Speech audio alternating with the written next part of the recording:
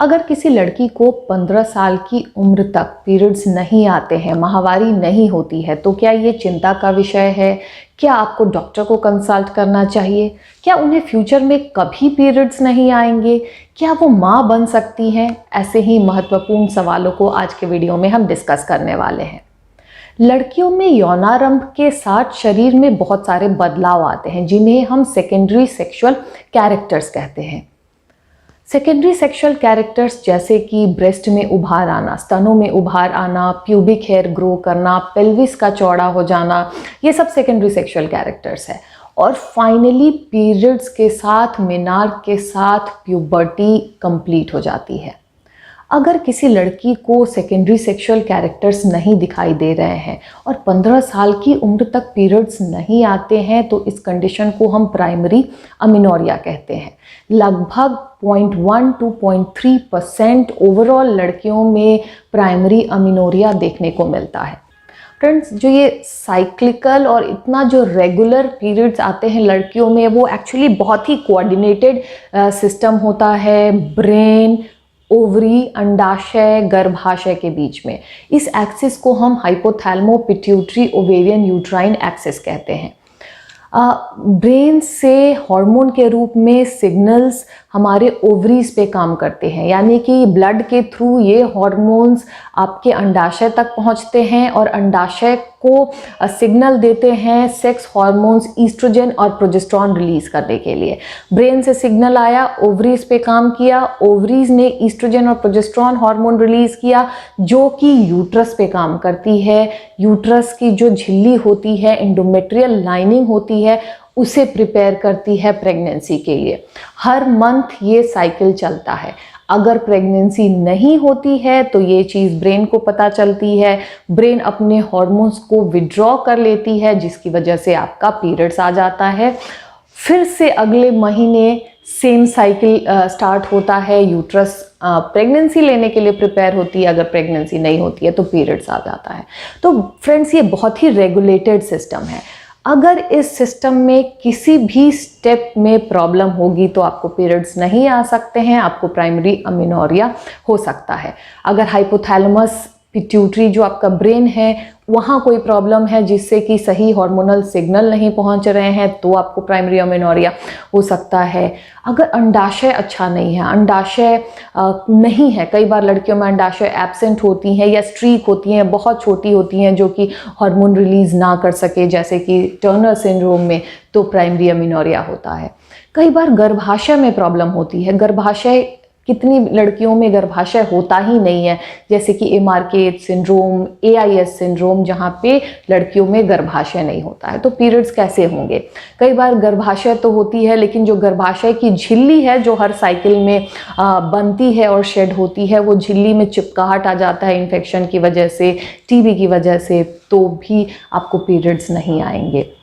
कई बार ये सारी सिस्टम जो होती है वो नॉर्मल है, आपका ब्रेन सही है, ओवरी सही है, यूट्रस सही है, हर महीने यूट्रस से ब्लीडिंग तो हो रही है, लेकिन जो योनि का रास्ता है, जो यूट्रस से आपको बाहर की तरफ रास्ता कनेक्ट होता है वेजाइना का, उस रास्ते में रुकावट की वजह से आपको ब्लीडिंग नहीं होती है। यानी कि ब्लीडिंग यूट्रस से तो हो रही है, लेकिन वो बाहर निकल नहीं रही है, जैसे कि इम्परफोरेट हाइमेन।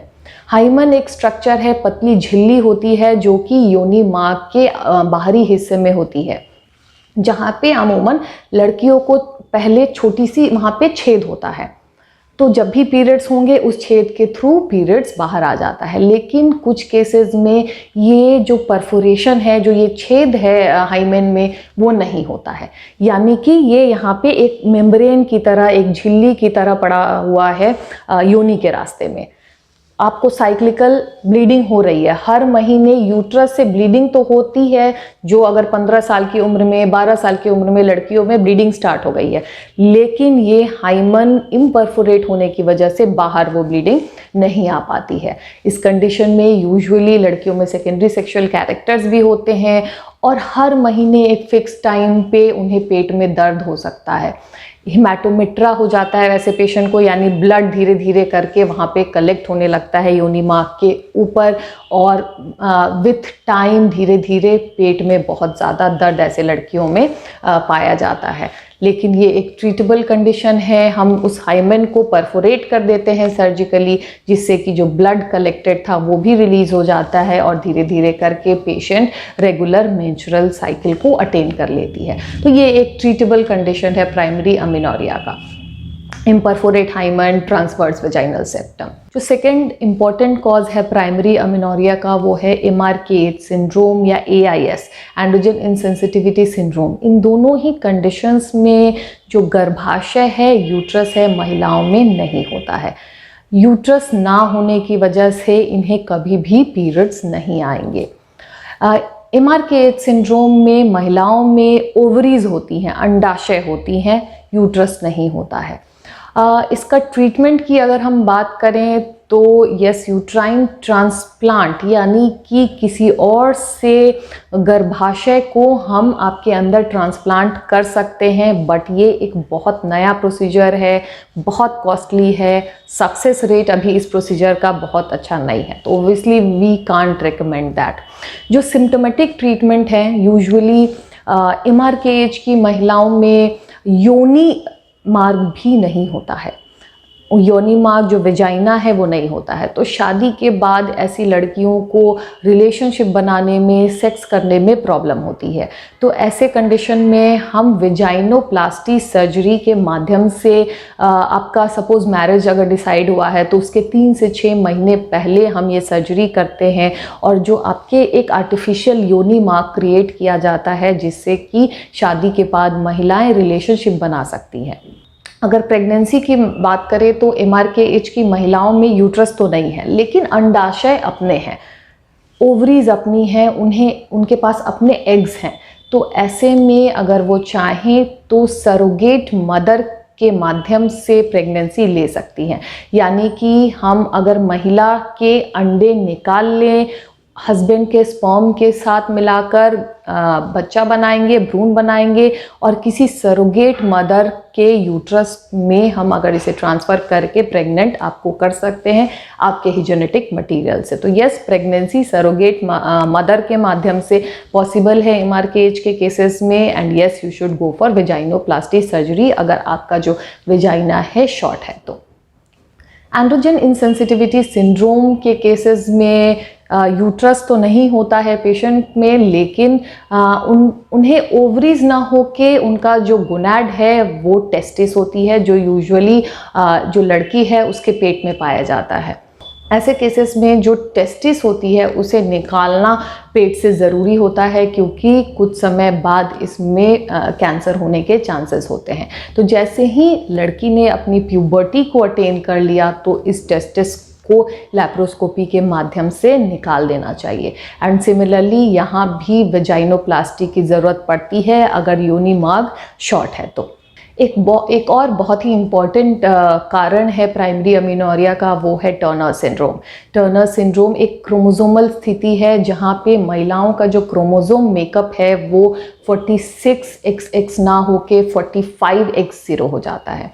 यूजुअली एक किसी भी इंडिविजुअल में क्रोमोसोम 23 पेयर में होते हैं, यानी 46 क्रोमोसोम्स होते हैं, लेकिन एक क्रोमोसोम, एक एक्स क्रोमोसोम टर्नर सिंड्रोम के केसेस में एब्सेंट होता है, जिसकी वजह से ऐसे पेशेंट्स में बहुत सारे प्रॉब्लम होते हैं, जिसमें से एक प्रॉब्लम आपका स्ट्रीक गोनाड्स है, यानी कि जो ओवरीज है, जो अंडाशय है, या तो एब्सेंट होती है या बहुत पतली स्ट्रीक होती है जिसमें हार्मोन बनाने की क्षमता नहीं होती है।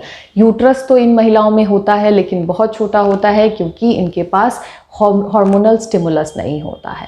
तो यस, ऐसे केसेस में हम चाहें तो डोनर एग्स के माध्यम से आपके यूट्रस पे IVF कर सकते हैं, लेकिन उसके पहले टर्नर सिंड्रोम की लड़कियों में होल बॉडी चेकअप कराना ज़रूरी है, क्योंकि ऐसी महिलाओं में हार्ट डिजीज़ के जो एसोसिएशंस है बहुत ज़्यादा होते हैं, हार्ट डिजीज़ ज़्यादा इंसिडेंस होते हैं, और अगर आपको हार्ट की प्रॉब्लम है और ऐसे में आपने प्रेगनेंसी ले ली तो आपके लिए डेंजरस हो सकता है। तो फुल बॉडी चेकअप और इको कराने के बाद अगर आप प्रेगनेंसी लेने के लिए फिट हैं, टर्नर सिंड्रोम की लड़कियों में भी IVF के माध्यम से प्रेगनेंसी की जा सकती है।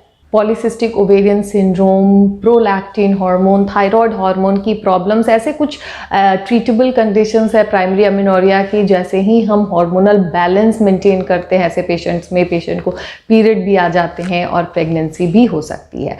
सिमिलरली ज़्यादा वेट लॉस करने से, एक्सेसिव एक्सरसाइज करने से भी आपके पीरियड्स नहीं आ सकते हैं, आपको प्राइमरी अमीनोरिया हो सकता है। लेकिन अगर आपको ऐसा कुछ भी लग रहा है तो जब आप नॉर्मल अपना वेट गेन करते हो, खाना पीना सही से खाते हो, तो पीरियड्स आ जाते हैं।